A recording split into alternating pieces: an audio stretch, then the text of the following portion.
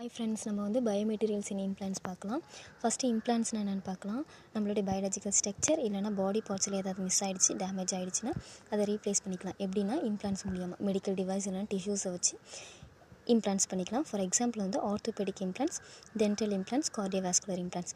நம்ம இம்ப்ளான்ட்ஸில் வந்து ஏன் பயோமெட்டீரியல் அதிகமாக யூஸ் பண்ணுறாங்க, இம்பார்ட்டன்ஸ் ஏன் அதிகமாக கொடுக்குறாங்கன்னா, பயோமெட்டீரியல்ஸில் அதிகமான ப்ராப்பர்ட்டிஸ் இருக்குது.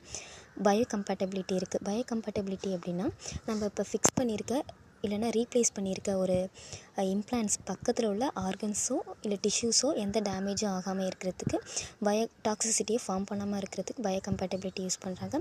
மெக்கானிக்கல் ஸ்ட்ரென்த்னால் நம்ம இப்போ ரீப்ளேஸ் பண்ணியிருக்க ஒரு இம்ப்ளான்ட்ஸ் வந்து அதுக்கு அந்த பாடிக்கு ஏற்ற மாதிரி மெக்கானிக்கல் ஸ்ட்ரென்த் வந்து அப்படியே இருக்கும்.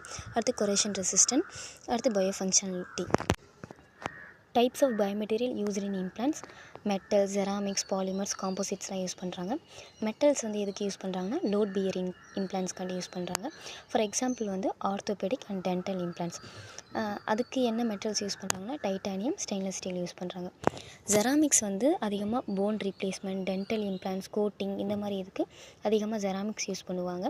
நம்ம வந்து டென்டல் இம்ப்ளான்ட்ஸில் வந்து ஃபில் பண்ணுறதுக்கு அதுக்கெல்லாம் வந்து அதிகமாக செராமிக்ஸ் யூஸ் பண்ணுவாங்க. ஃபார் எக்ஸாம்பிள் வந்து அலுமினா, ஜிர்கோனியா. பாலிமர்ஸ் வந்து சாஃப்ட் டிஷ்யூஸ் ரீப்ளேஸ்மெண்ட்டுக்கு யூஸ் பண்ணுவாங்க. தென் வந்து drug delivery system and coating வந்து யூஸ் பண்ணுவாங்க.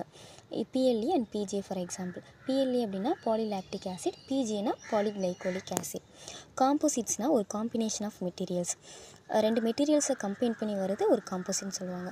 அது ஸ்ட்ரென்த் ஃப்ரம் செராமிக்ஸ்லேருந்து, அப்புறம் flexibility of polymers. For example வந்து போன் ஸ்கேஃபோல்டு.